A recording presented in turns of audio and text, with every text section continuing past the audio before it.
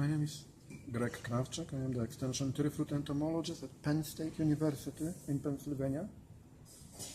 I'm looking at the biofeed traps as a potential tool can be used for the attract and kill in management of brown marmorated stingbug.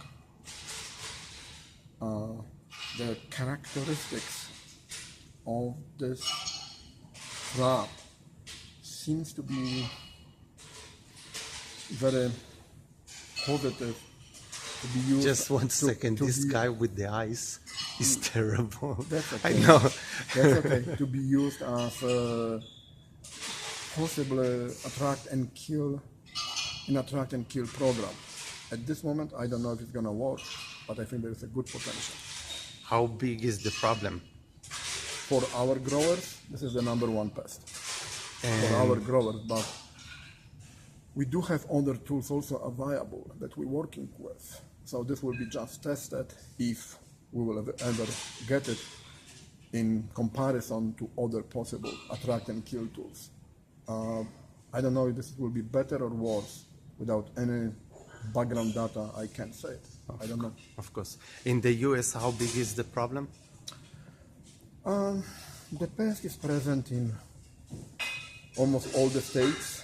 It's important in Mid-Atlantic region and Pacific Northwest, which is the major fruit growing areas. It's not that important in the central plain states, but it's very difficult to say how important it is.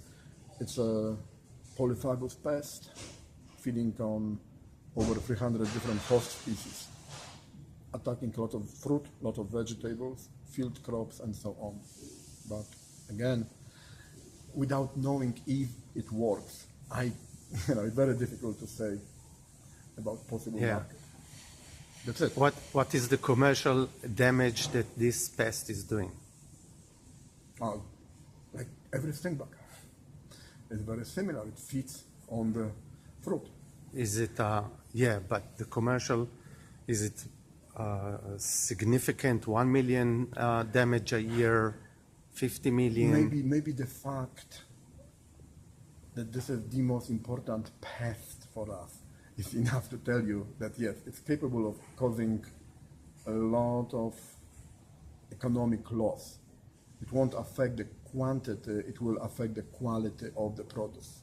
That's a big difference. So I can give you the number for the potential dollar loss because that is impossible. It change depends which crops you are looking at. It change from one state to another and sometime within one part of the state to another part of the state. So it's impossible to say dollar figure.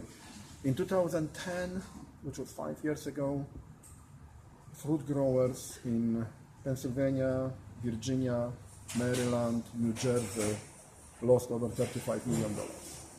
That's it. Okay. And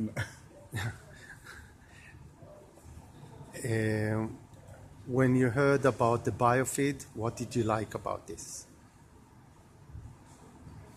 When you saw it? The only interesting part is that you guarantee, without data, but you guarantee that your product can be released at the same rate for a very extended time period.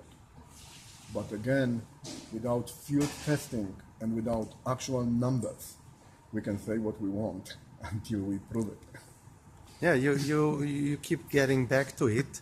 We are not talking about your product. We are talking about why do you like about the technology. I said what I like. Yes. The fact that it provides long-term release at the same rate of the attractant. I don't know about the killing agents. I just don't know. But that's what gets me excited about it. And what are the alternatives that you have today? We're just developing them. This is the insect that we work only for 5 years on. No, we don't have any commercially viable alternatives. What about mating disruption? This insect does not have a sex pheromone. What about trapping? The regular methods? We can trap it, but you cannot trap out. The numbers are too high. You can trap it, you can monitor it, but you cannot trap out. Okay, so the traps are good only for monitoring, but Yeah. not for control. That's what Oh. you're saying. There is very, very low number of insects that you can actually use traps for management. You're using traps for monitoring to help your management, not to manage. Yes. That's a big difference. Okay. Okay. And the attractant that you're using is a mixture. It's a mixture of different compounds attractive to whole complex of stink bugs. We have 25 plus native stink bugs. This one is invasive. It was introduced to North America about 20 years ago, which recently became a huge problem for us.